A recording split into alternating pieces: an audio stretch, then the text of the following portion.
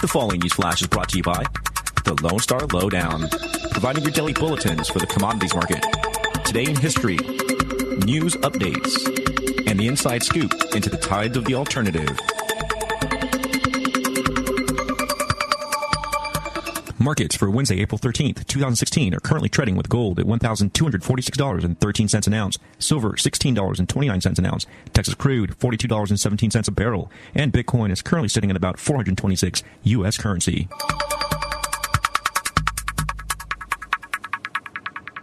Today in history, the year 1970, the Apollo 13 astronauts announced, "Houston, we've got a problem," as a result of a beach-built oxygen tank exploding en route to the moon. The beginning of the Apollo 13 crisis was 46 years ago, today in history. In recent news, more than 400 protesters were arrested last Monday outside of the U.S. Capitol from an organization called Democracy Spring, which is seeking to remove special interests from politics and raise awareness for change on restrictive voter identification laws. The demonstration resulted in arrest for what U.S. Capitol Police deemed unlawful demonstration activity, such as crowding and obstruction. Apparently, the protesters were sitting on the stairs of the east front of Capitol Hill. Democracy Spring said on their website that the protest was held to demand Congress take immediate action to end the corruption of big money in our politics and ensure free and fair elections. Peter Callahan, the group's communication coordinator, stated that, quote, "We see populism on the rise on both sides of the spectrum. Americans are sick and tired of their politicians being bought and paid for. Organizers are vowing to continue the demonstration every day for the duration of a week." The Pentagon declared today that the first phase of military operations against the Islamic State in Iraq and Syria are now over, and that the second phase is being implemented. Colonel Steve Warren, the spokesman for the U.S.-led coalition fighting ISIS, stated that Phase 2 is aimed at dismantling this enemy, while Phase 3 is ultimately the defeat of ISIS. Success in the first phase included the recapture of about 40% of the territory ISIS once held and the annihilation of key leaders and revenue sources. The second phase, now underway, is focusing on fragmenting ISIS and liberating key territories under their control, like taking back Mosul in Iraq and isolating Raqqa in Syria. The Lone Star Lowdown is currently looking for sponsors. If you have a product or a service you'd like to advertise with us, feel free to give me a call at 210-363-2257. This has been Rick Rohde with your Lowdown for April 13th, 2016.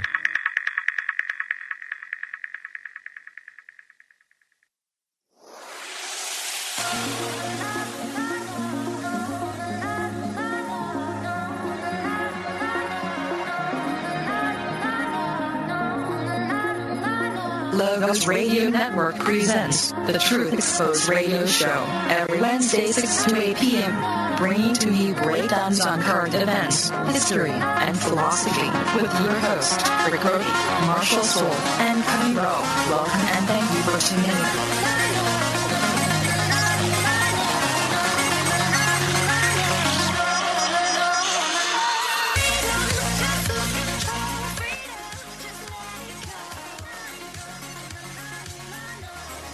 Welcome, ladies and gentlemen. We are live. This is Truth Exposed Radio. This lovely April 13th, 2016. Here every Wednesday, 6 to 8 p.m. Oh, yeah. On the Logos Radio Network, of course. That's right. Phone lines will be open. 512-646-1984. And it's been an interesting week. Oh, yeah, definitely has. Hopefully you guys have been jam-packed with the grind, with the fam and friends, and enjoying yourself, but also keeping up with the current events. Definitely. It's been an eye opener this last week with the sham elections unveiling themselves to be what they are, a sham. We've been saying that for decades, haven't people have been calling that out for some time now, but it seems like it's all just coming out of the bag now. Yeah, now it's just openly being admitted, and they're coming out and just doing what they do openly and admitting it now. Saying what they're not allowing anybody to vote in Colorado and just giving all the delegates to Cruz. Yeah, the whole super delegate thing with the parties and everything. And that's really not something we want to get too much in the weeds with, because you know where we stand on the election cycle and all that. But nonetheless, it is interesting that even mainstream media is admitting to the fact that the same tactics that are being used against Trump were in fact used against Ron Paul back in 2008 and 2012. Exactly. But, it's the point we do want to make is that it's going to start waking people up. I mean, I'm seeing it waking people up right now. I mean, people are like, it's making a lot of people really mad, and a lot of people are, coming to realize, that a lot of us who've been telling them, everything's a sham, and, it's undeniable now. And sure, it's part of the party's platform for each state to decide or whatever, the party in that state to decide how they're going to run that whole delegate process. But this is probably something you want to research before you get all into investing your time, energy, and more importantly, your money into wasting a campaign. Your time and energy into a campaign that's rigged this way. Yeah, you might want to be informed in how your state runs that whole process. But yeah, we got a couple of things we want to talk about. Apparently, 400 people got arrested here this last Monday on a massive protest, which, for just sitting around. Apparently, they were just blocking those rebel rousers were just blocking walkways and whatnot, and led to a massive arrest of over 400 people. Public were on public walkways? Yeah, apparently the public was on public walkways. Yeah. Cool. Who would have known, right? That was such a crime against humanity. Wasn't there just a smoke out over there, and people just barely got a couple tickets? What's going on? Yeah, they did pull off the smoke down session, didn't they? Yeah. Another interesting side note that we're going to break down here. 60 Minutes did a little 60-minute story on the 28 pages of 9/11. Dun dun dun dun dun. Another eye opener. Oh. This is waking up people too. This is waking up the same people who are disgruntled about the elections, who see this. Trump's even said a few things about 9/11. I tell people all the time, 9/11 was an inside job, and now people are starting to believe it. 60 Minutes said so. The TV, their idiot boxes, the boob tube is telling them now that Saudi Arabia is was complicit, right, in financing many of the terrorists and elements in our own government as well. So now people are starting to believe it, and it's a little late now. It's like the whole system is in place. It doesn't matter. The elections are openly rigged. What are you going to do about it? What are you going to do about it? The police are all militarized. What are you going to do about it? They built the prison around us. The technocracy is here. They got ISIS sleeper cells everywhere. They got your webcams, your cell phones, your washers and dryers tapped, your smart grid, your smart house, your smart everything, your smart TVs watching you. Yeah, I mean, hasn't the 9/11 truth community been calling this out for again over a decade? Yep. I just don't know why people are just barely catching up. Yep. And yeah, it just goes to show you, okay, you believe it now. Well, how come your TV is way late and we've been telling you this for years and years and years, right? So snap out of it, turn that dang thing off, and get into some real news, real information. I mean, do some real searching, and I mean, wow. Yeah. Insane, right? Definitely insane. So we're going to be breaking that down a little bit, seeing what the whole fuss is about. And there's this mansion over here in Rockport, Texas, that apparently, Cuddy, you got some ties to that, don't you? Yeah. My great grandfather somehow acquired that mansion built by Robert Fulton, the inventor of the steam engine. It was built in the late 1800s or the early 1800s. No, late 1800s. Yeah, and it took about 3 years to build. It's a historical landmark in Texas now, over there in Fulton, Rockport, off the Fulton Beach Road, and it was just recently renovated. And my father's a home builder. I showed it to my father. He was all interested, and I said, how much do you think it would cost to renovate such a lovely giant house? And he said around $500,000 or so. And turns out the state is saying it cost $5 million to renovate. Oh wow!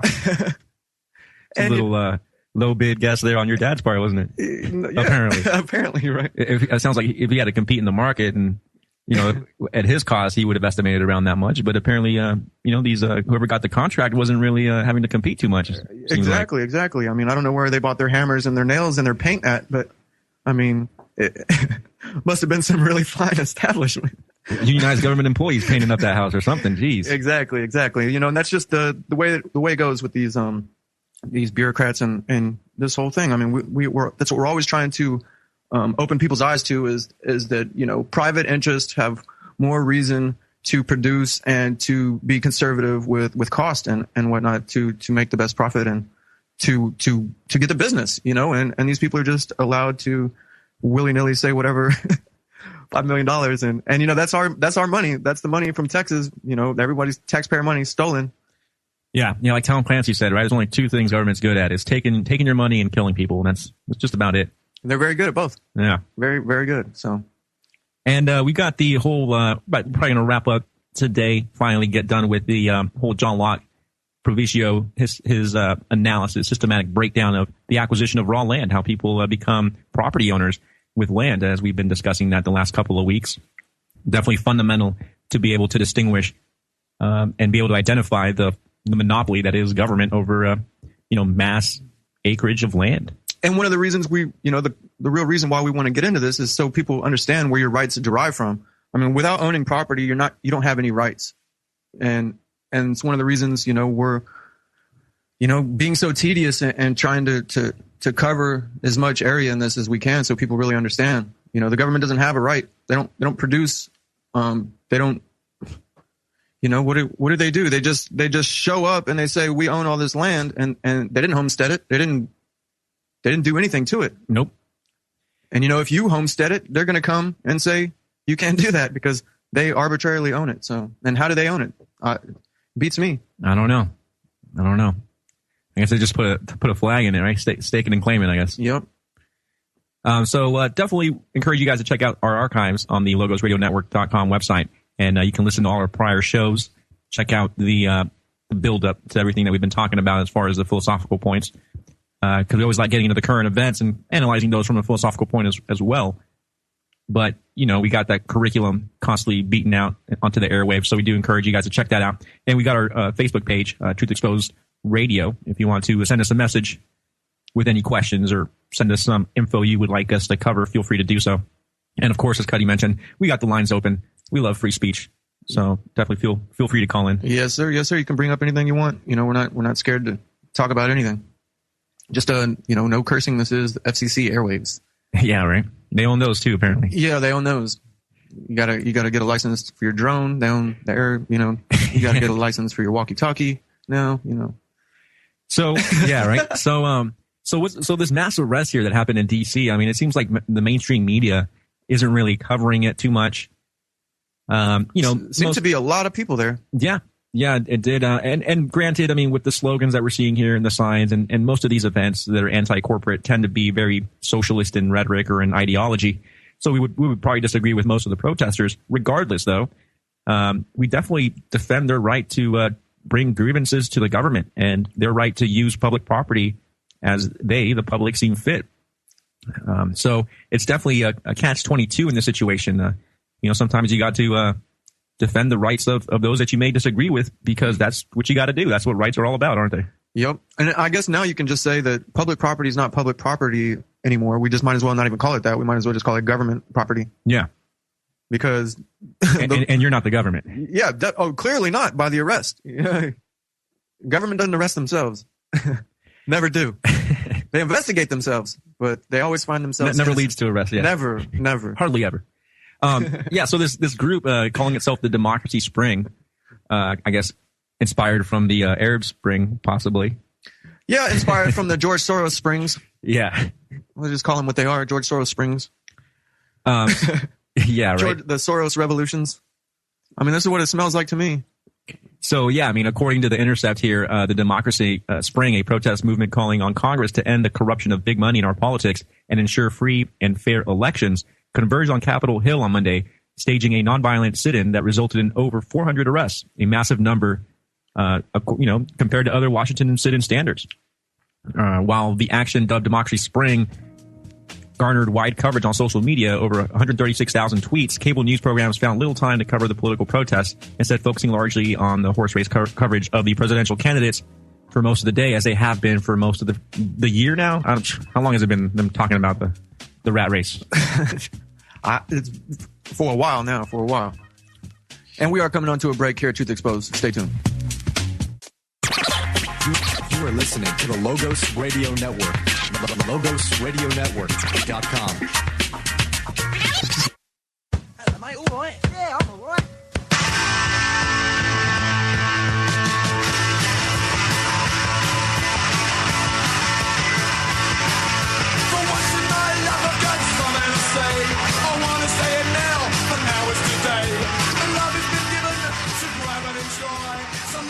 And we are live this April 13th, 2016. This is Truth Exposed here on the Logos Radio Network. I'm one of your hosts, Cuddy Rowe. Rick Rody. And we're back. Yes, sir. Yes, sir. We were just, breaking down some little headlines here.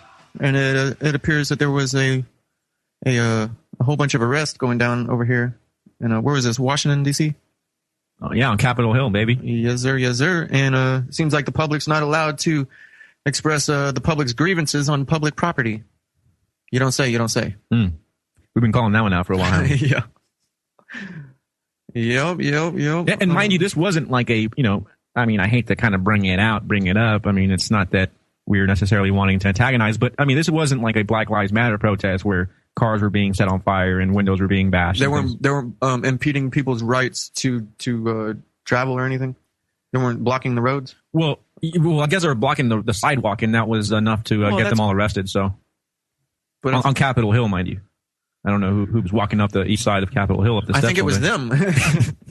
So what's I don't. You're impeding other protesters from exactly from walking around. It seems a little silly. Yeah.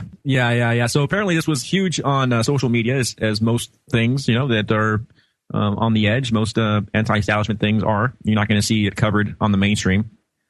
That's for certain. So the elections are being stolen from the Bernie Sanders people on the Democrat side, and from the Trump supporters over there on the Republican side. So I guess they both have grievances, right? That's why they're calling this a democracy spring, because there's no democracy, right? Yeah, pretty much. And I could definitely see why a bunch of Sanders supporters would get really pissed off at the situation, because, I mean, they're practically giving Hillary more delegates in a lot of states. New Hampshire, for example. I think Virginia was another one where, she is losing percentage-wise the votes, but yet getting more of the delegates. Mm-hmm. The super delegates. Yeah, they're already been in her pocket. She's already gone around. And yeah. I mean, I've seen the little interviews with the super delegates, and Oh, yeah. It's hilarious. They sit around and laugh, at all the voters, because they know that they're the ones who have all the power in this game. So it's a big sham. It's a big joke. So here on the Intercept, they're really taking it to the mainstream here by pointing out that basically saying that during the daytime and afternoon news segments, CNN did not devote any coverage to the actions of this mass arrest here. MSNBC mentioned the protest for approximately 12 seconds, while Fox News mentioned the arrest and discussed the protest for about 17. So there you go. I mean, looks 17 seconds. Yeah, 17 seconds. Yeah. But I mean, it's still better than your so-called Democratic left-wing media, right? I mean, that's interesting. Wonder if they're trying to protect Hillary. I wonder how much money Hillary's getting from big money. Oh, I guarantee it. That's why the Republicans don't want Donald Trump in, because obviously, there's some game or there's some money being allocated to them. So there's a lot at stake for them. They can't let just anybody get in there. Yeah, mess up their little gambling racket. Yeah, the rigged game, right? Yeah. So MSNBC and Fox News not only provided minimal coverage, but hosts on both networks misrepresented the protests, claiming that they were narrowly focused only on the voting rights issues. I'm sure this has to do with the idea that Voter ID Act and stuff of that nature, which we're kind of, I mean, aside from voting and all that, I mean, getting into that whole philosophical trash can. Yeah, we don't like democracy, really. Yeah, I mean, no one should really vote away people's property rights or vote away people's rights. I mean, vote away people's wealth. I don't know how that works, but yeah, right. Ethics aren't dictated by a majority, right? And if you're going to have a voting process, you might want to be able to determine if that person is actually a citizen, or determine whether that person is actually a taxpayer, or determine if that person is voting more than once. I mean, this might be an important thing to do. I don't know. But is that person even competent? Or does that even matter? I mean, right. You can just have a bunch of well, apparently you become competent on your 18th birthday all of a sudden magically. So, just overnight, it just the competence fairy comes in and voila, twinkles the fairy dust on you. That's how it works. So the focus on systemic political corruption is from The Intercept again. Political corruption, an issue that was widely criticized during the rally yesterday, was ignored. Interesting. Looks like the Clintons are at it again. Later in the day, CNN posted a short item on its website. The protests were widely covered by C-SPAN, Al Jazeera, and NPR, among other outlets. But cable news programs, which specialize in American politics news, were, of course, another story. Compare the paltry coverage to a lengthy CNN segment last May when host Blitzer. The Wolf Donner and Blitzen? Yeah, right. Featured a correspondent reporting from the scene of a fringe anti-Muslim rally in Phoenix. Left-wing protests in particular have often been ignored by mainstream media coverage. I would say that. I mean, when you consider Occupy pretty much being ignored, And it makes sense why you would want to constantly cover right-wing protests, right? I mean, you want to find ways to demonize right-wingers as racist and as bigoted and as closed-minded people. And again, we're not left or right. I mean, it goes on both historically, sides. I guess we're left, but it goes on both sides. That's old school. Yeah, people don't even know what that even means anymore. So yeah, it's right. So yeah, of course, the left-wing concerns about money and politics is being ignored. No doubt. The parent companies of cable news networks are closely tied to the Washington establishment being challenged by protesters on Monday, both spending and receiving some of the big money the protesters are complaining about. Really? Yeah, it seems like. What commercials do they run? You know, are those campaign contributors? Or those pharmaceutical companies they got running on the commercials they got running on their networks? And exactly. I mean, the reason why they don't tell you why the drugs are so bad all the time is because they're paying for the show to be on. I mean, what's that called? The conflict of interest, I think, right? Yeah. You don't want to piss off your sponsors now. Definitely not. Definitely not. There goes your money, right? Yeah. So Comcast, a parent company of MSNBC, is amongst the biggest spenders on political lobbying, and its senior management has raised thousands of campaign dollars for congressional Republicans and Hillary Clinton. Other broadcasting companies have lobbied in recent years against reforms that would diminish the role of big money in election campaigns, largely because the bulk of campaign funds are spent on television advertisements, a major source of revenue for television programs. So it looks like the Koch brothers have, it wasn't the evil Koch brothers this time. It seems like it was... Pay no attention to that woman behind the curtain. Oh, it was the great and powerful government. I think that's a microaggression, though, bro. Calling her a woman, you know that. Oh no, aggressing on women out there. Oh man, yeah, true. Because to be compared to to such a person. Yeah, that is I should have said demon or something. I mean, you're microaggressing on my mom over here. You know, I mean, come on. I mean, that's even microaggressing on demons. I mean, she's pretty bad. I mean, I don't know. I mean, if you look up, it doesn't take much research to really see the all the skeletons in the closet that the Clintons have. I mean, more than a little bit. Mm-hmm. Yeah, well, they're definitely up there with hand in hand with the Bushes. Oh, definitely. Yeah, they've got a nice, charming history of people disappearing. What do they call it? Arkansas. All the people in Arkansas who just magically died, who knew the Clintons. They got a name for it. Yeah, where Slick Willie was governor. Yeah, flying in the coke, right? Paying off everybody with buckets of cocaine, killing little kids on train tracks and stuff.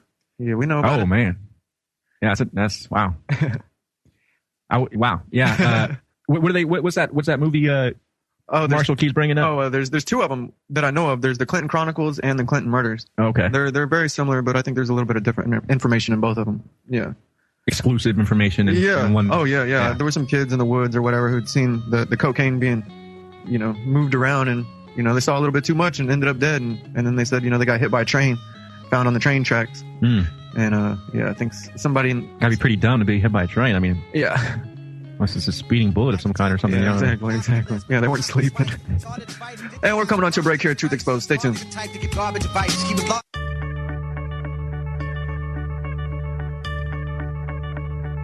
Are you stressed? In our fast-paced world, many of us are, but there's something better than alcohol or big pharma pills, and it could add years to your life. I'm Dr. Catherine Albrecht, and I'll be back with more in just a moment.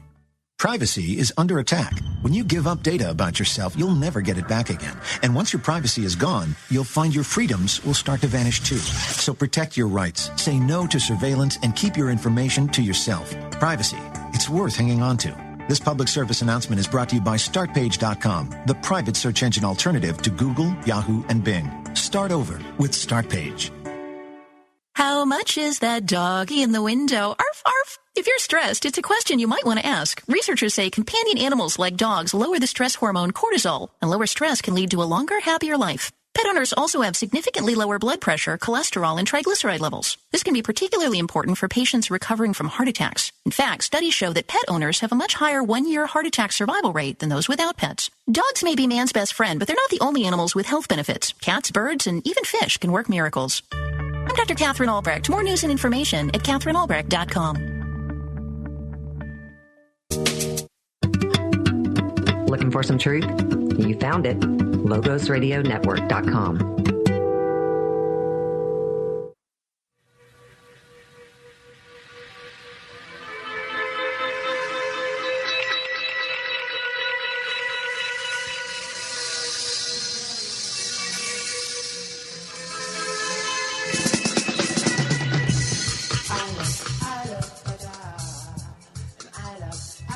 We're back, ladies and gentlemen. Truth Exposed Radio here, and we've just been covering this article by The Intercept, this event that happened this last Monday, just to show y'all that we like covering things that the mainstream don't like to cover. Yes, sir. Yes, sir. And apparently over 400 people got arrested. We've been breaking that down on The Intercept here, speaking about big money and big politics, which just go hand in hand. I don't know why people don't see that, but big pimpin'. That sounds like that's like a new gangster song right there. That yeah, big money and big politics. You know what I mean? Right. That's the real pimp game right there. It's crazy. And it ain't voluntary. It's not voluntary. No. Nah. You automatically getting pimped. You have no choice. Yep. So you're definitely going to want to, before we finish up this article here, you're definitely going to want to check out where we're posted at, logosradionetwork.com. All the great lineup of shows, ours included, yours truly. Yes, sir. Yes, sir. Of course. And the flagship rule of law, don't ever forget it. The number one, you know. Oh, that's the main event right there. Put them up. That's the main event. Yeah, you're definitely going to want to check out all the great lineup of shows, rule of law especially. And we got a great lineup of sponsors. Definitely encourage you guys. All on the right side of the page at Logos Radio Network. You know, the storable food, GMO solutions. Do all your shopping at Amazon. You know, clear your cookies first before you go. Don't forget about the Global Healing Center, Dr. Group, all the great products there. Detox yourself, right? Yes, sir. Yes, sir. Detox your mind and your body. And, the Gold Savings Club, detox from the inflated currency. Run away as fast as you can from that inflated currency. Yeah. Yeah. The economic system future is looking pretty bleak right now. So, hedge yourself right there with the. It seems like everybody seems to be dumping the U.S. dollar now. So yeah. It's just a matter of time. It's a matter of time. The Titanic is taking on water faster and faster. So better be ready. And of course, the No Lawyer, No Problem, HowToWinInCourt.com. Definitely check that out. All great sponsors. And with the non-GMO solutions, don't forget, if you do use the promo code LOGOS, you get a 10% discount on that storable food. So, whether it's Bernie, Hillary, Trump, whoever, Cruz, you never know. Their economic finaglings can definitely lead to shortages pretty quick. So I am definitely wouldn't hurt. I'm definitely going to be getting some storable food as of lately because my garden game is not where it's supposed to be at right now. So, if you're you want to have some backup, if there's going to be some, you never know, there's going to be some food shortages on some, the economic system, tanks, and then you're going to see it at the supermarket.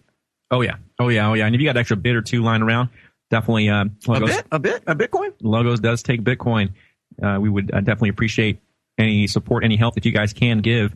It keeps all the transmissions going on the great lineup of shows. And again, all you have to do is just click at the top. You can see the schedules, the shows, the archives, check out the hosts, check it all out.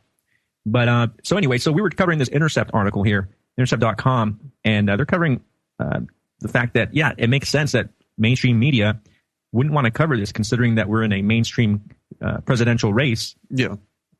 Where the people funding the campaign are the same people who fund the television programming, the news you can't use. So it's really no surprise, right? No surprise. And it's just the way it goes. I don't know what gets me though out of all this, not to get too much in the weeds with the philosophy or whatever, but it's the fact that, special interests in government really go hand in hand. To try to remove special interests out of government is it's like trying to make government efficient and fair and good for humanity. It's just not going to happen here. It's the crux of this problem reaction solution.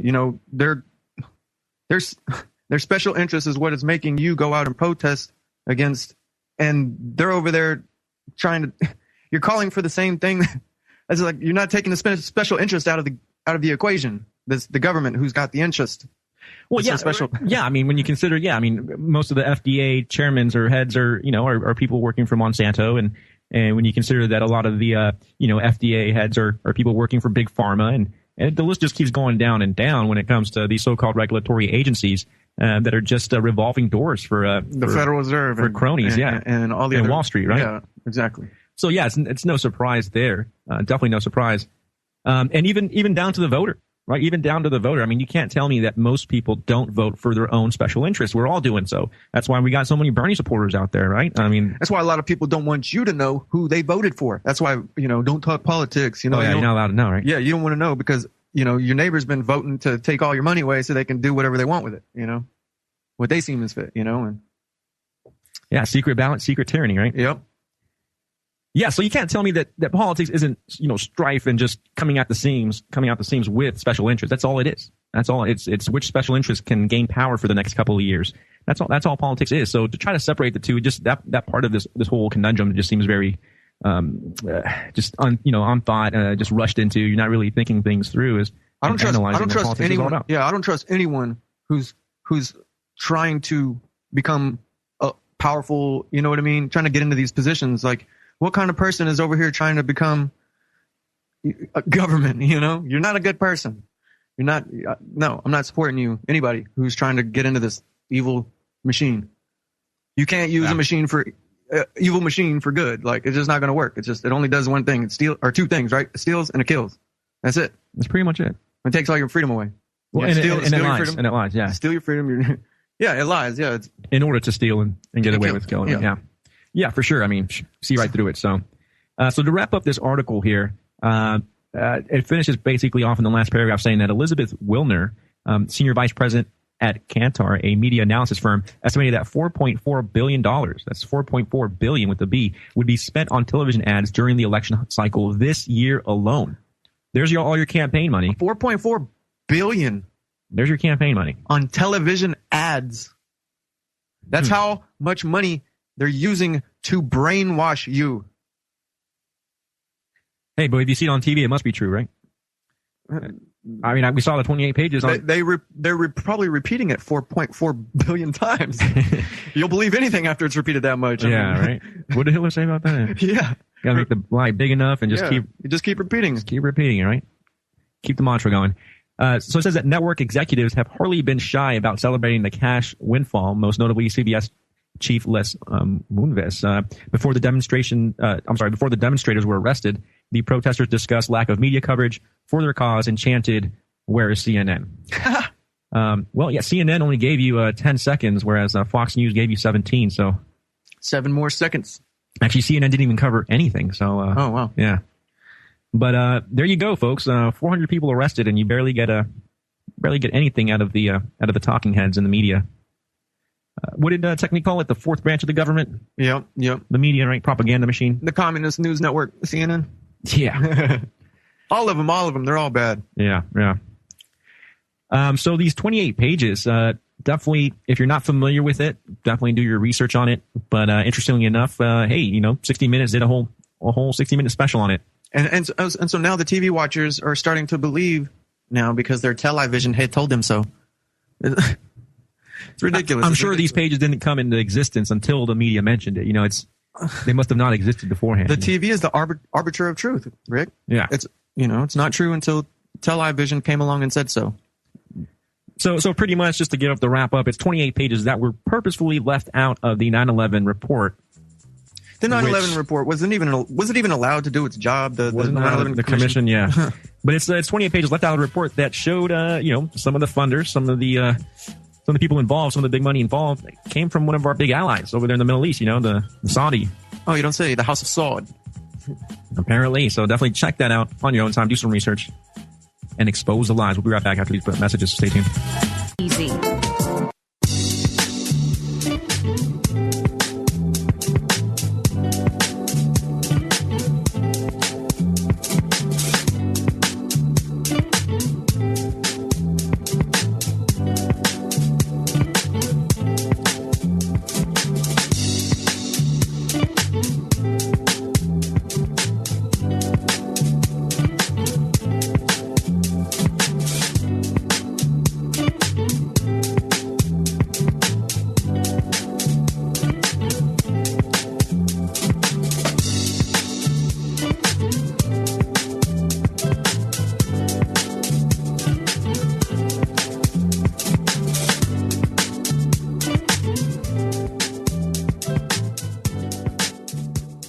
And we are back live. This is Truth Exposed here on the Logos Radio Network.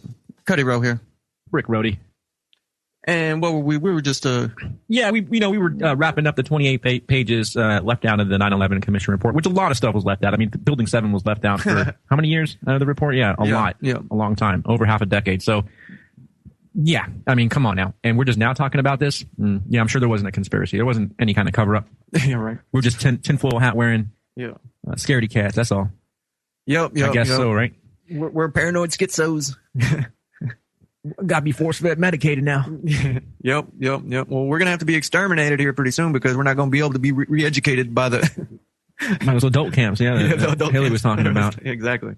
Now, talking about Hillary, talking about campaign financing and all this, and the $4.4 billion being spent on campaign ads, and just all this big money in government and in our so-called democratic process now voting on 4-point-something billion. I mean, you can't even. I mean, we used to talk in terms of millions. Like, what in the 4.4 billion is going on?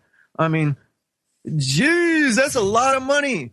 Yeah. I mean, that is you like this. It's almost becoming like we're not even.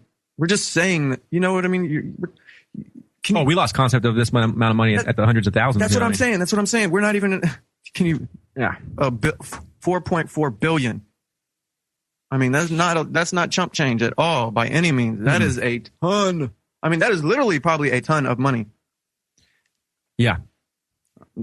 Yeah. So looking at, just to briefly get into this, looking at the top contributors to Senator Hillary Clinton, right? To Secretary of State, Ms. Hillary Clinton. Since 1989, she's had quite the amount of donors here in her whole political career. Oh yeah, look at that.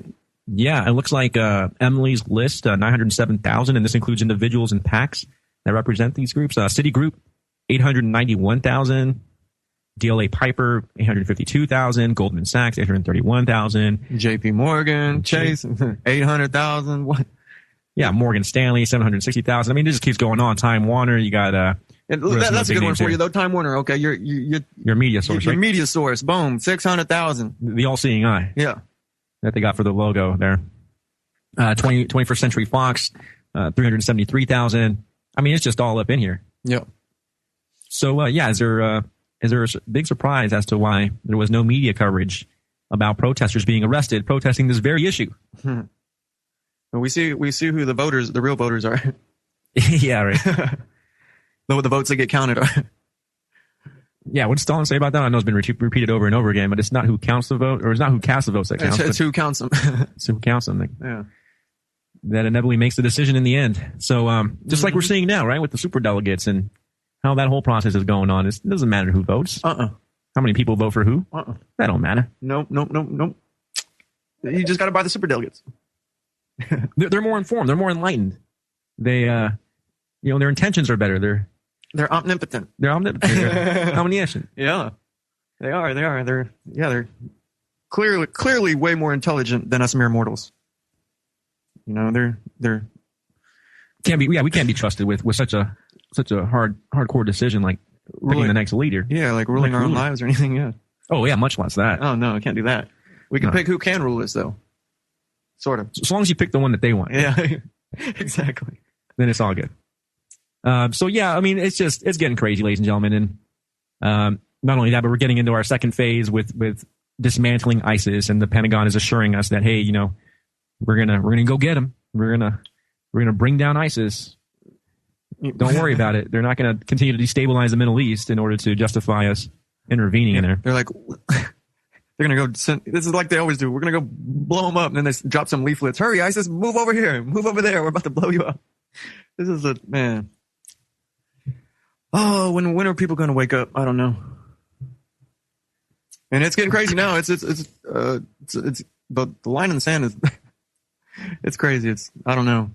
I don't know how we're going to put up with this anymore. Yeah, seriously. And it frustrates us because, I mean, after knowing what we know, after seeing what we've seen, and pretty much knowing, we don't know how it happened. We don't know exactly who was involved and what hand they had in it all. But we do know that, without a shadow of a doubt, that our government, ladies and gentlemen, was complicit in the September 11th attacks. And if that doesn't shake your whole worldview, I don't know what will. I don't know what's going to change your perspective on things if you don't look into that and you don't come to the obvious conclusions that are out there to be found.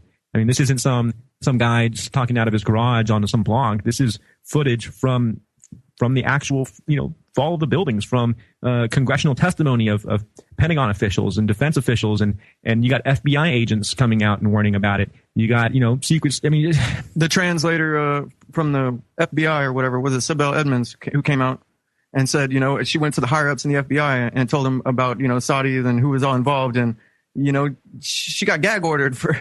Yeah, right. I mean, we got Building 7 being hushed up about. We got these 28 pages being hushed up about years and years and years afterwards.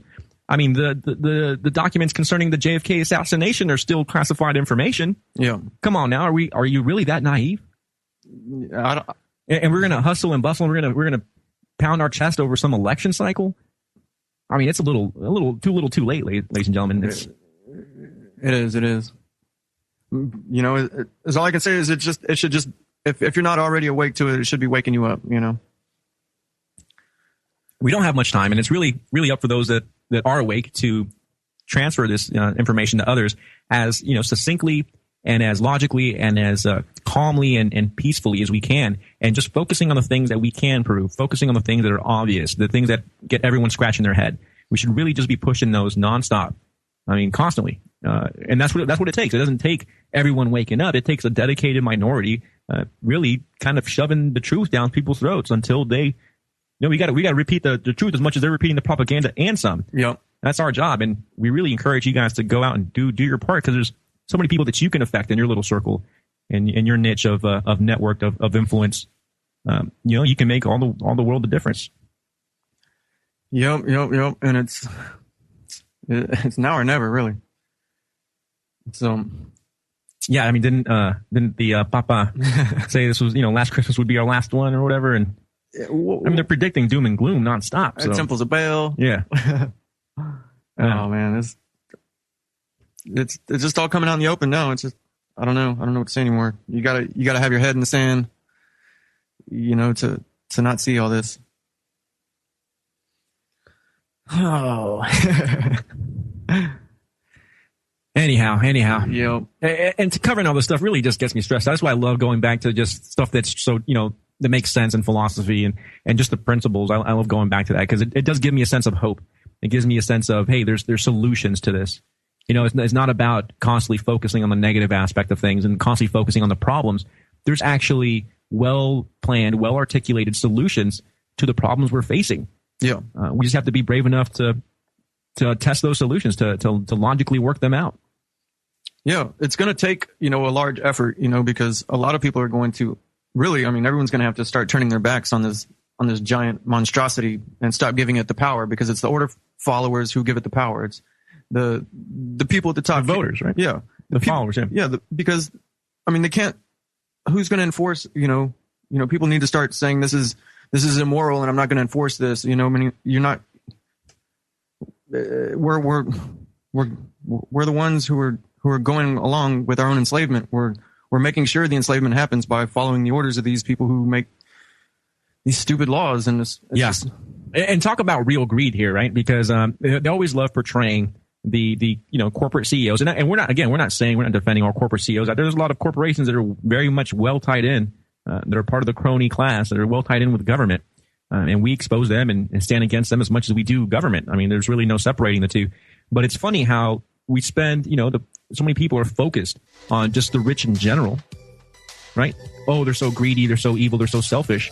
Well, what about everyone following orders for their measly pension, for their measly 50 grand a year? And it's the reason, come on now. And it's the reason why we can't have the solution is because people are going to enforce the arbitrary laws against our counter economics. We're trying to create alternative institutions, and the government has a claim of monopoly over these things. They have a monopoly over these things, and they can't have competition. So can't buy or sell or produce without them, right? Without their permission slip. So we need to just start saying no, and that's the lost word, no. Everyone's been yes men for too long. We need to start saying no. Yep. Face the consequences, right? Yep. Stand for something. So or stop enforcing these things so there's not any consequences.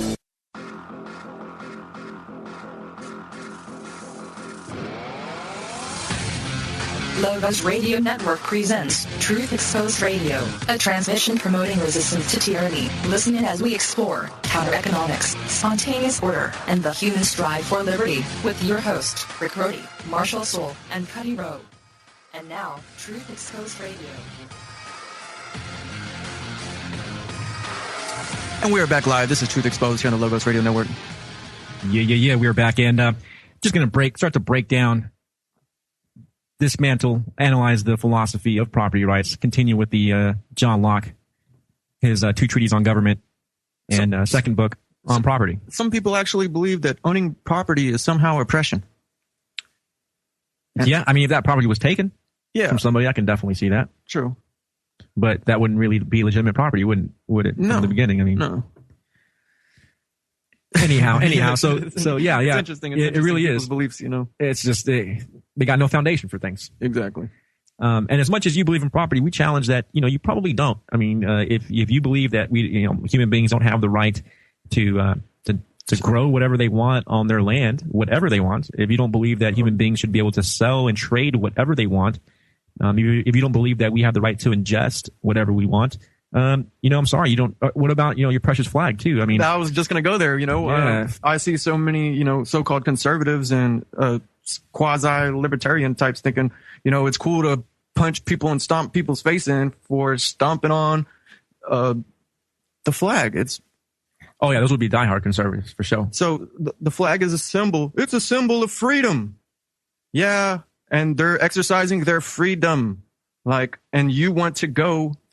I mean, it's simple, right? I mean, when someone makes a piece of cloth that happens to be the same, lineup of colors and the same format as a nation state's flag, if they purchased it from the people that produced it, they have a right to do whatever they want with their cloth, their piece of property. It's simple as that. To argue otherwise is actually arguing against property rights, regardless of what the flag symbolizes. I mean, again, we stand for the Bible. I personally believe that the Bible is something to be studied and followed. And if it's studied correctly, right? Of course, and interpreted correctly. But I'm not going to call on government, or I'm not going to smash someone's face in if they decide to burn a Bible. If they bought that Bible with their own money and the producer of that Bible, the printer of that Bible, sold it to them voluntarily, I'm sorry, that's their property. They can do whatever they please with it, be it a Quran, be it the Constitution, be it a flag, whatever. It's just ridiculous to think otherwise. It really is. And I've even seen people say, "Oh, it should be a law that it should be illegal to desecrate the flag." Yeah. Well, where's the free who? Freedom? Free what? Yeah, everything's illegal nowadays, right? I mean, so it's just nuts. It's just nuts. So it's really going back to this acquisition of land, because all goods, as we well know, all goods come from raw materials that need to be transformed into viable goods. And so in order to even own, the radio you're listening to, the car you're sitting in, driving in, the house that you live in, for you to even own that, we need to have an original owner of land that produced those raw materials, which were then sold to producers that actually transformed them and made them into all the goods we love and enjoy. I mean, to argue that no one has a right to land is essentially arguing that no one has a right to any form of property in the long run, down the line, through deductive reasoning. So we had just finished reading section 37 of John Locke's breakdown of property, and he was really bringing in what a lot of his actual proviso here when it comes to raw land, the idea of leaving a little bit behind if you're a tiller of the land, of the ground, and you're farming stuff, to leave some fruit behind, not to harvest everything and leave something behind for people that are less fortunate, for people that may be going through some tough times, or maybe traveling through or whatnot. And of course, libertarians debate about almost everything. So this is something that is debated amongst libertarians. I mean, Murray Rothbard was of the belief that, on the contrary, if you tilled some land, then you had claim to every single bit of it. Interestingly enough, John Locke is trying to bring in here some aspects of Mosaic law. I mean, if we go into Leviticus 19, 9 and 10, it says, "When you reap the harvest of your land, ye shall not reap every corner of your field, neither shalt thou gather the gleanings of the harvest. Thou shalt not gather the grapes of thy vineyard clean, neither gather every grape of thy vineyard, but thou shalt leave them for the poor and for the stranger. I am the Lord your God." So it's this concept, and it's found in other verses as well. I mean, Leviticus 23:22, same thing. Don't harvest everything. Don't harvest every single corner of your field, but leave some for the poor and the stranger. I mean, should that be a law? Should that be forced? Well, it's this general idea that if you're already somebody that's well-to-do, in the sense that you have land that you've homesteaded in, and that you are essentially well-to-do because of it, you should leave something behind, or at least it's this idea of having some charity or whatever. But yeah, I mean, good question. Should it be forced? Should it be Should be forced at the barrel of a gun at the edge of a sword. It's funny that this comes up. I did recently have this discussion with someone who told me, the idea of freedom is inspiring, but what does it mean? If you are free in political sense, but have no food, what's that? The freedom to starve? And I'm like, hey, what's on the other side of that coin? The freedom to steal? Like, how about you leave us alone free so we can decide who we want to help and if we want to help at all? I mean, I don't know. It's just. Well, yeah, and this is the classic socialist argument against liberty. Yes, right. Freedom to starve. Right. They will. Typically, this is the classic argument against liberty. You have people that either defend freedom, or ourselves here that defend liberty. And believe it or not, there is a slight difference. Of course, for all semantic purposes, I mean they're the same thing, right? Freedom and liberty. But politically speaking, ideologically speaking, socialists, right, believe that if liberty means that people can possibly, there is a possibility for people starving to death. There is a possibility for people not receiving education and not being educated. If there's a possibility for people not receiving medical care and medical aid, if all these possibilities exist, then technically they would rather do away with liberty in order to have the freedom not to starve, the freedom not to be sick, the freedom not to have to pay for a big operation or this and that. I mean, it just goes on and on and on. So the argument, people are bad and they can't, they don't want to feed each other. So we need people to steal from everyone else to do the right thing. And there's right now, okay, they're stealing tons of money from everybody. They could feed the homeless with all the wars. Are they? No. Yeah. There's still starving people out there, and you're getting utopian. Like somehow the people are going to be able to steal from other people and do the right thing with it. It just doesn't work that way. Well, and that's exactly it. Is the socialist argument against liberty is the idea that no one should suffer ever, even if it's for your own fault and miscalculations. Hey, someone. It's like the squirrel that didn't save up their nuts for winter. So all the other squirrels, the poor squirrels shouldn't starve to death. That's not freedom. But in fact, he should. The other squirrel should be forced to cough up some of their nuts in order to provide for the squirrel that didn't properly plan or manage their time and energy.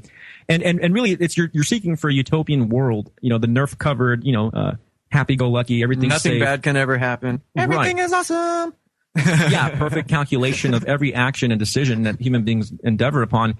It isn't ever going to be achieved this side of eternity, this side of heaven, or this side of even Eden for that matter, right? I mean, it just can't be done. There's miscalculations all the time. People get in accidents all the time. Should society be responsible for a daredevil that was willing to take the risk of jumping over a couple of buses in his motorcycle and totally broke his back and pelvis? I mean, are we supposed to cough up the cost of that because that individual decided to take the risk? I mean, sure, they have the liberty to do so long it's their bike and they're not forcing anyone to pay for the stunt or whatever. But at the same time, with liberty comes consequences. With decisions comes consequences. It's trying to delete the actual laws of reality, the way things work. Like somehow bad things aren't going to happen from bad actions. Sorry, bad things happen when you make bad choices. That's how things work.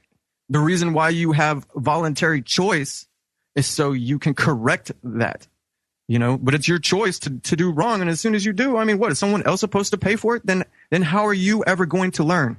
It's a cop out to not learn right and wrong. I messed up. Someone else pay for it. Yeah, I wish. That's just. Yeah. And the beauty about human beings is that even though there are some bad apples, without a doubt, we're not utopian. We don't believe that every human being is somehow benevolent and perfect or godly. There are bad apples, sure, whatever. But the beautiful thing about humanity is that there's also very good people out there, and people that are caring enough to actually spend their resources for people that are going through some hard times and hardships. And considering the time that John Locke is writing this, the late 1600s, early 1700s. It's, there wasn't insurance companies, at least not for the common man at this, hadn't fully developed on a mass scale for common people at this time. So sure, I mean, floods and fires and things of that nature, natural disasters would devastate villages and devastate people. And there would just be all of a sudden, refugees everywhere. I mean, that was the way it was back in the day and still is in some parts of the world that aren't fully developed. They haven't allowed the market to fully develop. So we could see why Locke would want to add this proviso in here, this provision, in this and his acquisition of land in order to kind of, balance out, what would you call it? Balance out? I don't know. Right. Balance out the risk factor or the calamities that may strike individuals or groups or families or whatever. And, I had a person tell me, that, like I tried to explain this to them and they just totally missed it. And they thought like by me saying, humans are bad, so you need humans in government, like they didn't get that I was trying to show them the contradiction. And they're like, yeah, you're right.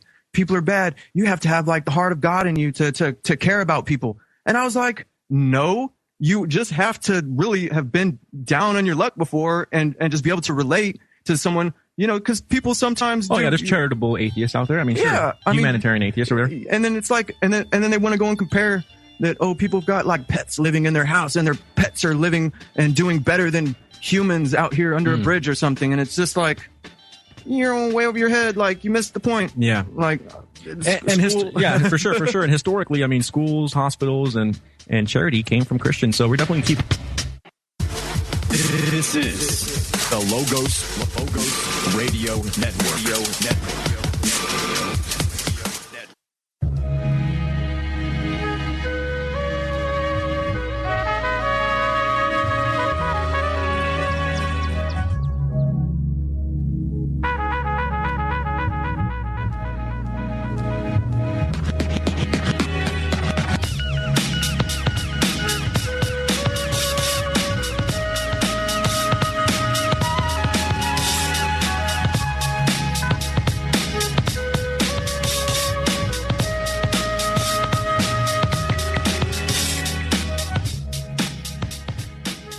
We're back, ladies and gentlemen.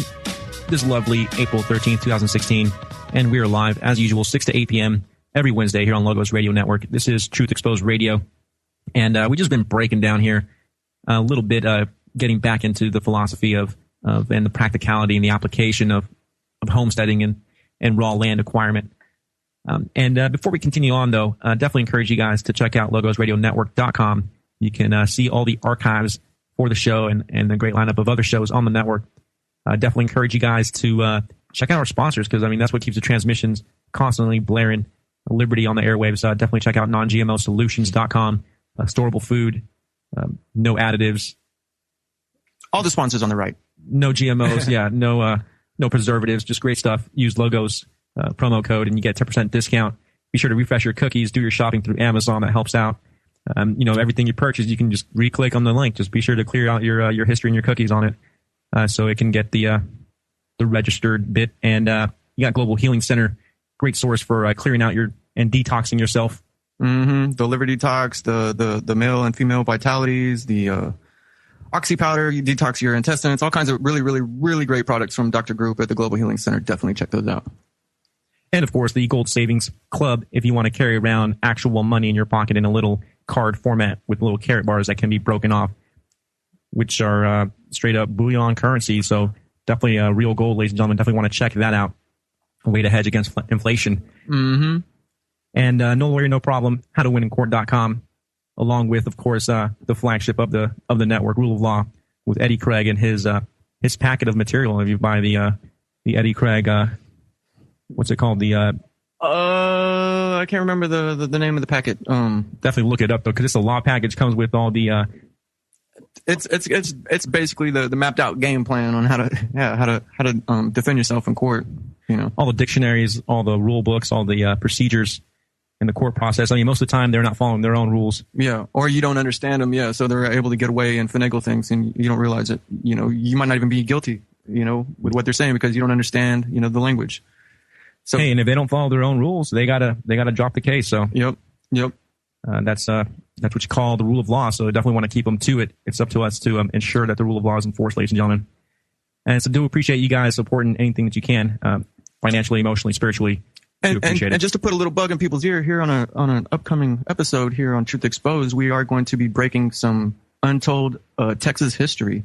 I don't want to give anything away too much, but we will have a special guest in studio telling us a really cool story about the acquisition of land in Texas and some really untold stories and details about the history of the land, even the battle at the Alamo, and some of the information about the missions. And definitely some secret society key players, you know, going back to the crown who are running some game back here back in the day. So you don't say. You don't say. Yeah, should be good. Should be coming out here in the next couple of weeks. So definitely stay tuned for that. Keep your ears open. Yeah, and it's going to be in a book. There's going to be a book about it, and there's even going to be I forget how many hour long, you know, documentary about this story. So it's going to be really good. So, you know, stay tuned into Truth Exposed Radio here every Wednesday to be ready for that. It's going to be a pretty cool, exciting story. So most def. So we were just getting back into where we left off last week with John Locke, and I was just mentioning here the couple verses. I'm sure there's more, but you got Leviticus 19, 9 and 10. You got Leviticus 23, 22, and Deuteronomy 24, 19. Which all basically, you know, say that the Jehovah, the Lord God of Israel, was telling them that if you owned a field, that you plowed a field, that you had the benefit and the blessing of having such wealth and such prosperity, that you should leave a little bit of your harvest behind for the strangers and the fatherless and the widows and the poor people. And we do really see how, you know, even in the Old Testament, there is this. And mind you, the stranger is people that are non-Israeli here. I mean, this is people that would be just vagabonds going through the lands that were of other tribes and nations. You know, I mean, this isn't an exclusive club or anything right. of charity. This is out for the common good. It's humane. It's humane. It's a humane approach. Yeah. So, and not to mention a whole bunch of other stuff. Letting you know, when you consider letting the earth rest every 7 years and not plowing it and not, you know, harvesting every single year and allowing for some rest for the land itself. Well, I think people know that from, you know, overgrazing, over reaping the land, yep. You know, and but you know, there's ways to replenish now that people know to burn, burn things down, and it puts the nutrients back into the soil and whatnot. So I mean, you know, I think we've learned some of that. You know, well nowadays, I mean, you've got Monsanto and stuff, and it doesn't matter what's in the soil; they're putting all kinds of chemicals in it. So yeah, definitely. I mean, and a lot of this, you know, the acquisition of land and everything, I really akin this to, you know, lost common sense. I mean, it's really commonsensical. I mean, if you ask me. Yeah, there seems to be a heavy shroud of mystery when it comes to this stuff. And it doesn't have to be like that. In fact, it's not like that at all. There's a reason it's mysterious. When things are mysterious, that's usually a sign that someone's trying to get the better hand out of you, trying to finagle something out of you. Definitely. So, you know, it's when you understand, when you're enlightened, when things clear up and you understand the truth, then you're empowered. And so people empower like keeping most of the populace confused. That's just the way to go. So we definitely encourage you guys to light the way. Look, search for truth. Not be afraid to take it on. So over here on section 38 of property, or rather the acquisition of land, in John Locke's second book on the two treaties of government, he goes on to say that these same measures governed the possession of land too. Whatsoever the tilled and reaped, laid up and made use of before it spoiled, that was his particular right. Whatsoever he enclosed and could feed and make use of, the cattle and product was also his. But if either the grass of his enclosure rotted on the ground, or the fruit of his planting perished without gathering and laying up, this part of the earth, notwithstanding his enclosure, was still to be looked on as waste, and might be the possession of any other. Thus at the beginning, Cain might take as much ground as he could till and make it his own land, and yet leave enough to able sheep to feed on. A few acres would serve for both their possessions, but as families increased and industry enlarged their stocks, their possessions enlarged with the need of them.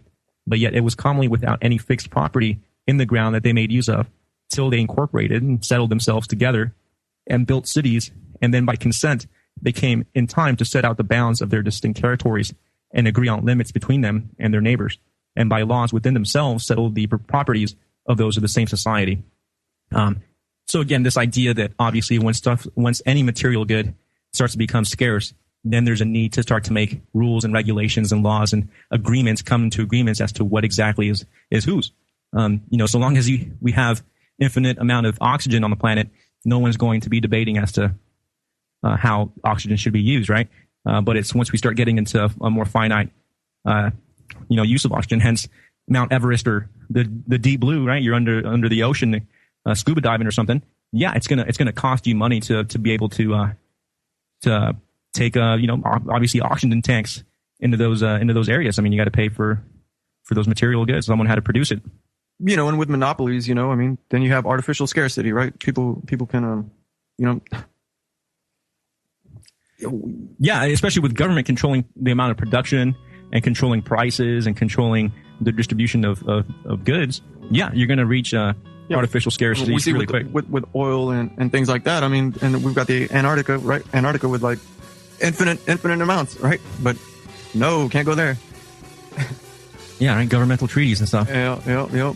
No, yeah, and it's interesting to see that gas is so low. So I mean, that just tells us there's a lot to go around. Don't believe everything you read about radio frequency microchips or RFID. It's a stealthy technology with some shocking applications, but some plans are pure imagination. I'm Dr. Catherine Albrecht, and I'll be back to separate fact from fiction. Privacy is under attack. When you give up data about yourself, you'll never get it back again. And once your privacy is gone, you'll find your freedoms will start to vanish too. So protect your rights, say no to surveillance, and keep your information to yourself. Privacy, it's worth hanging on to. This public service announcement is brought to you by StartPage.com, the private search engine alternative to Google, Yahoo, and Bing. Start over with StartPage. Radio frequency identification, or RFID, is a technology that tracks objects using radio waves. Yes, there are plans to put the chips into consumer products. There's an implantable version, and governments and businesses want to use it to track people. But some reported applications are hogwash. Example, the NutriSmart RFID food system. It's an absurd notion by college student Hans Harmaze. His prototype system envisions RFID tags in food to track what we eat from plate to potty. While there are ingestible RFID tags, fortunately the NutriSmart RFID system is pure science fiction, at least for now. I'm Dr. Catherine Albrecht. More news and information at CatherineAlbrecht.com. Chemtrails. You're listening to the Logos Radio Network at LogosRadioNetwork.com.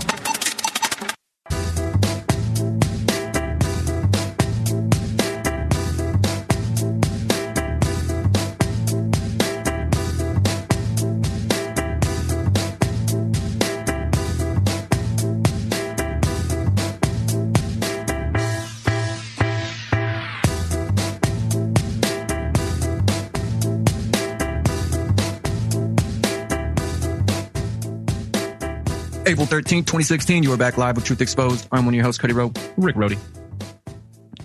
And we've just been breaking down this, John Locke. Good stuff.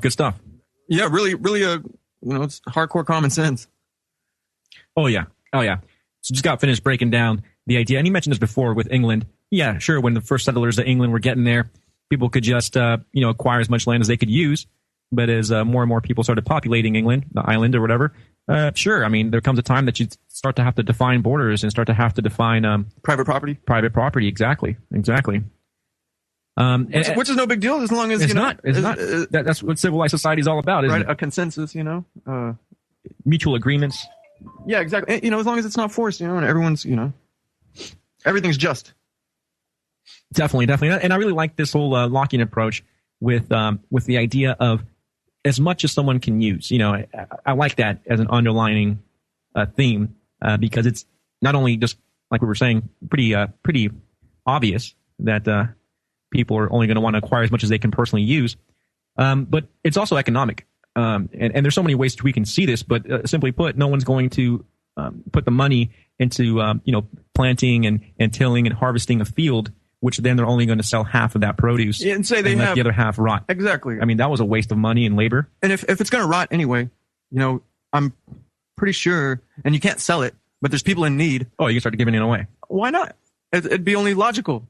What do you call that? The diminishing marginal utility, right? I mean, diminishing value. The more you got one apple, that's really important to you. You got two apples, well, the second one is less important to you. You got 500 apples, well, that 500th one is not really that important to you. Exactly. I mean, we even see this. I think it was Whole Foods or one of these chains now is like giving away the leftover food or whatever to the homeless. I'm like, good for them. I'm sure the government's going to find a way to stop it. But oh yeah, they got to make money off of that. Yeah, tax it or something. Yeah, fine them. Yeah. Oh yeah, definitely. So I really like this that he's starting to, it's like almost like economics wants to come out of Locke just by his own deductive logic, but he's not quite there. He's not quite building it up, and you can't blame the guy, like we pointed out. I mean, this is late 1600s here, so one of the OGs of this, just really starting to discover it, Yeah, but it's like it's like if you have a whole bunch of homes. Say you got 10 homes scattered across the country, you can only live in one at a time, and unless you're renting the other ones out, you're just spending money on the other ones. Property taxes aside, put that aside. It costs insurance to make sure that your home's not going to be burnt down or whatever. Yeah, you got an alarm system in there. Yeah, it costs money to furnish them.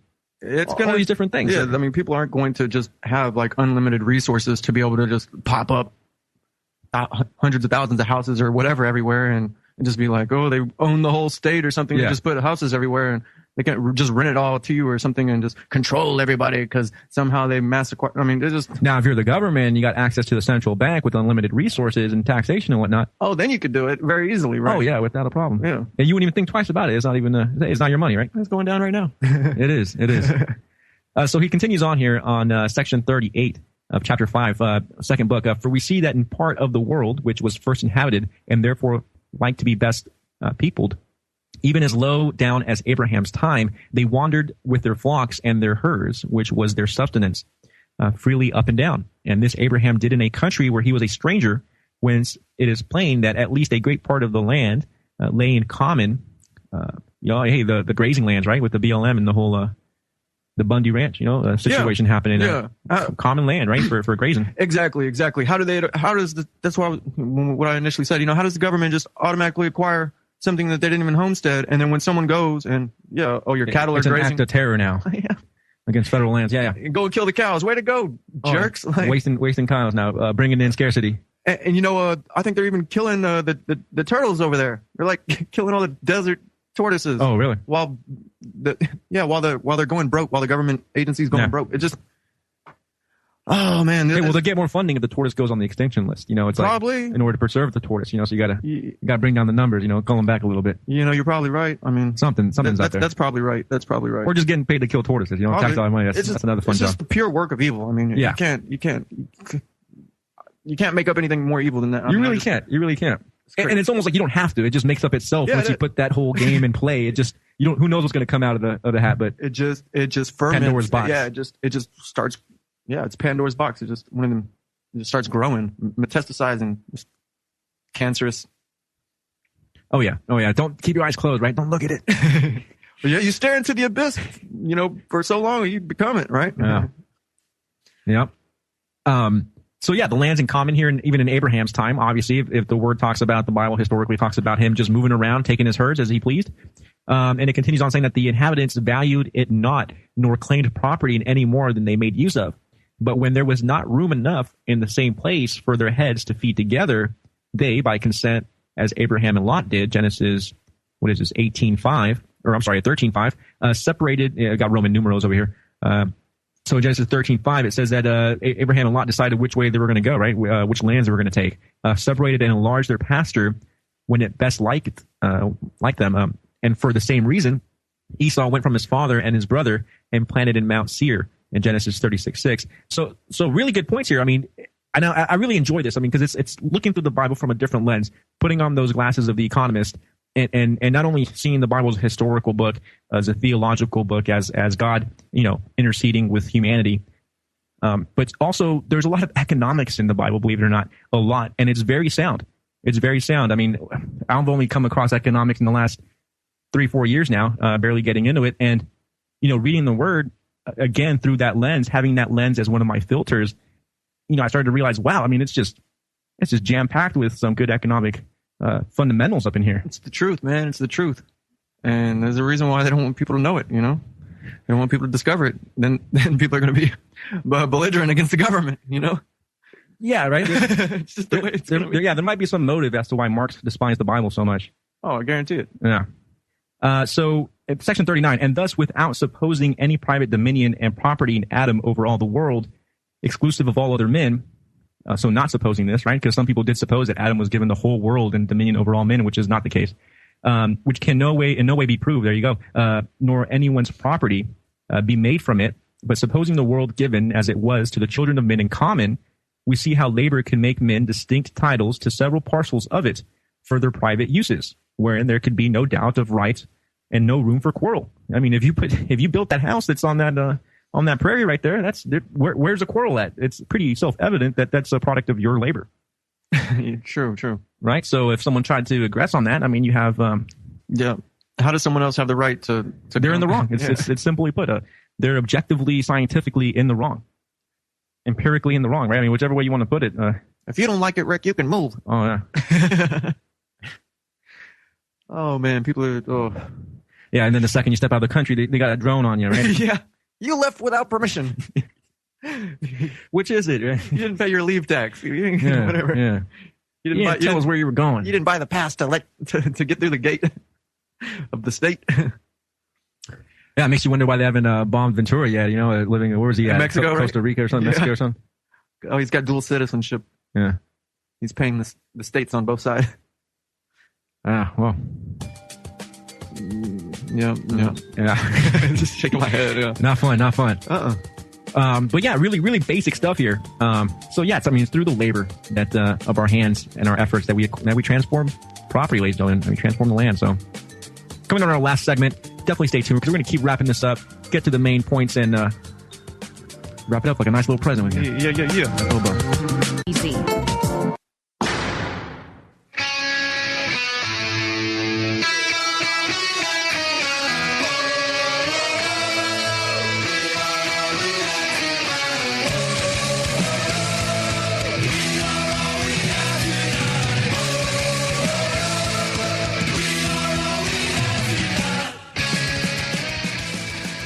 And we're back, ladies and gentlemen. Over here on the last segment here on Truth Exposed Radio. Rick Rode here. Cuddy Rowe. And we're going to try to wrap up as much as we can before we hit the end over here. So this is some really neat stuff. Again, just laying it down.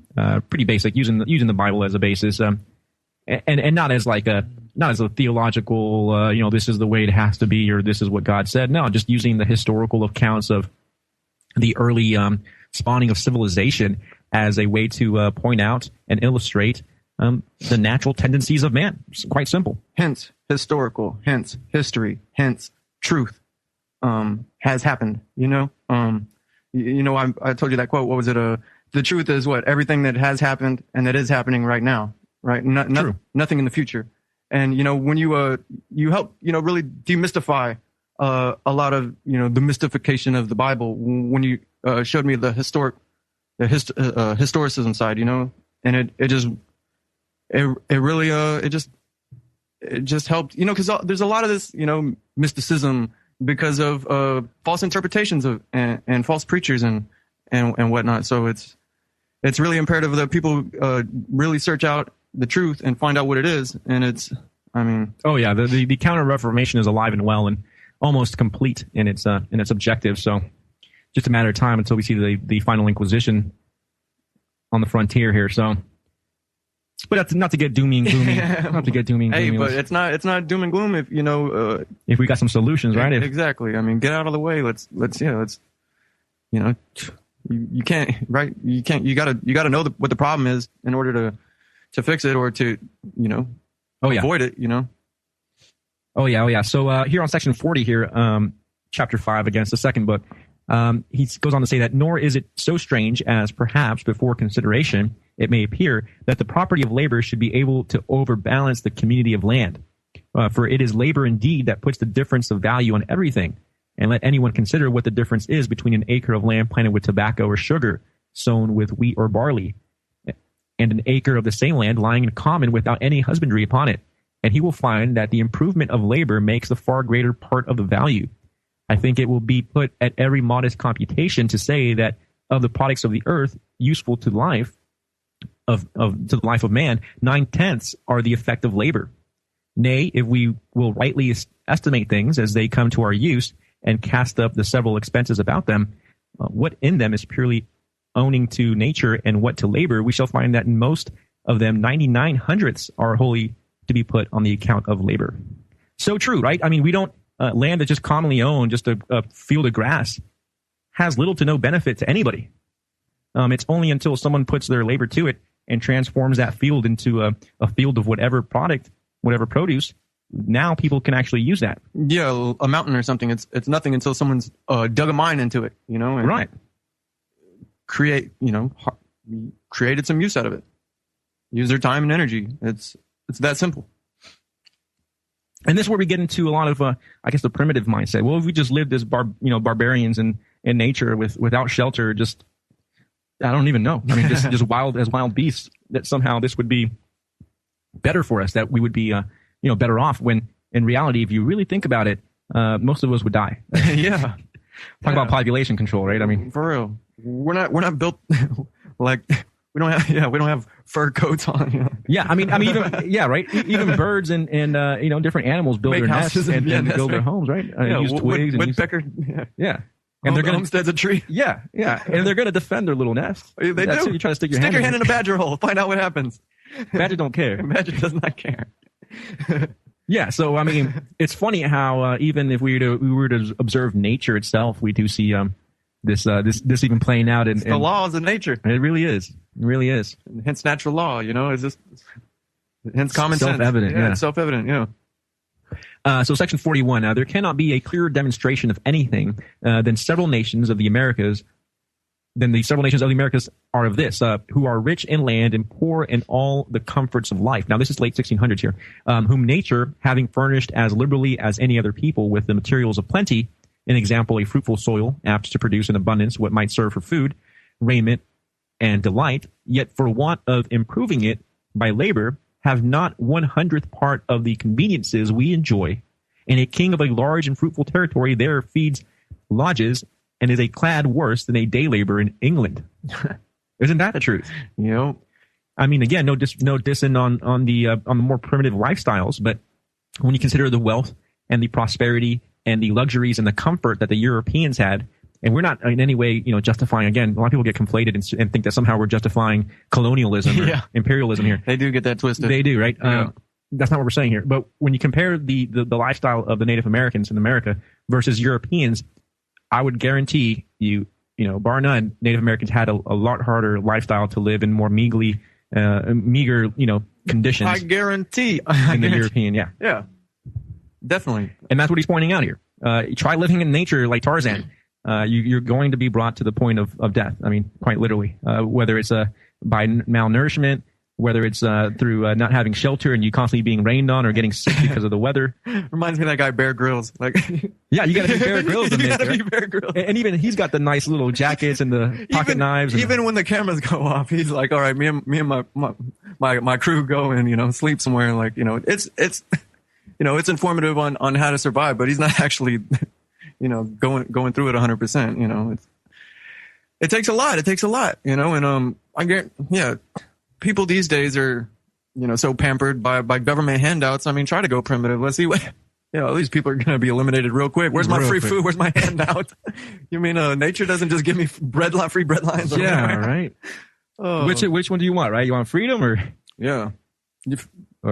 Freedom takes responsibility and, you got to be ready for it. It's not utopian. Yeah, it's not.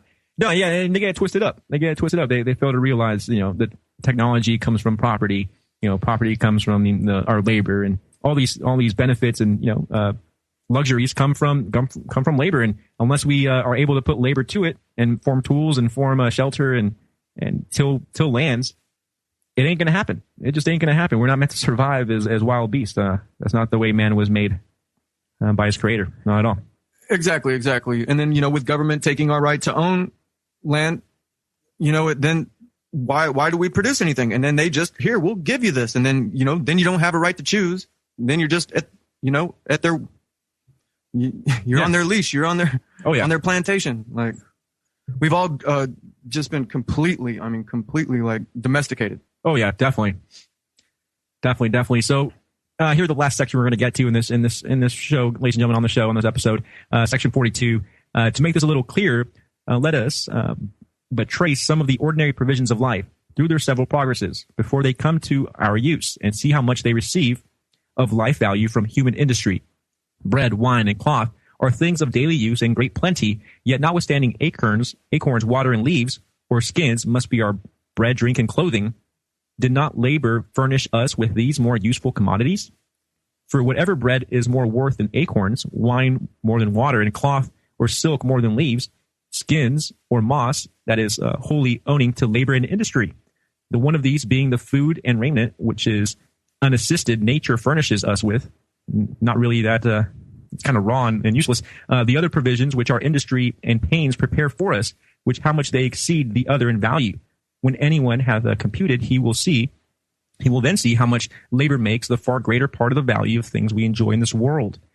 And the ground which produces the materials is scarce to be reckoned in as any, or at the most, but a very smaller part of it. So little that even amongst us, land that is left wholly to nature hath no improvement of pasturage, tillage, or planting is called indeed as it is, a waste. And we shall find the benefit of it amount to little more than nothing. So true, so true. So, you know, the more energy it takes to do something, it makes it worth more. The more scarce something is, it makes it worth more. It makes it more valuable. And if there's an abundance and then you have too much, well, the too much is worthless. You know, what's the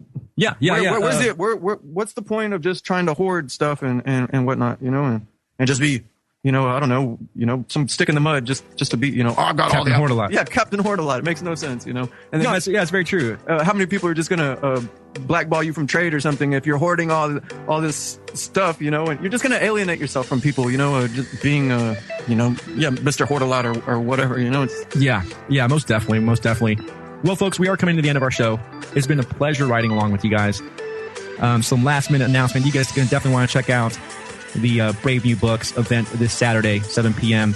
They're having a little get together for Be Brave Radio nourishment for the spiritual warrior, the voice of reason, the crypto show, and About Your Health. Meet all the crews of those radio shows and join them this Saturday, 7 p.m. Definitely check out the page, Brave New Books on their Facebook. And we appreciate you guys sticking around. Catch you next week.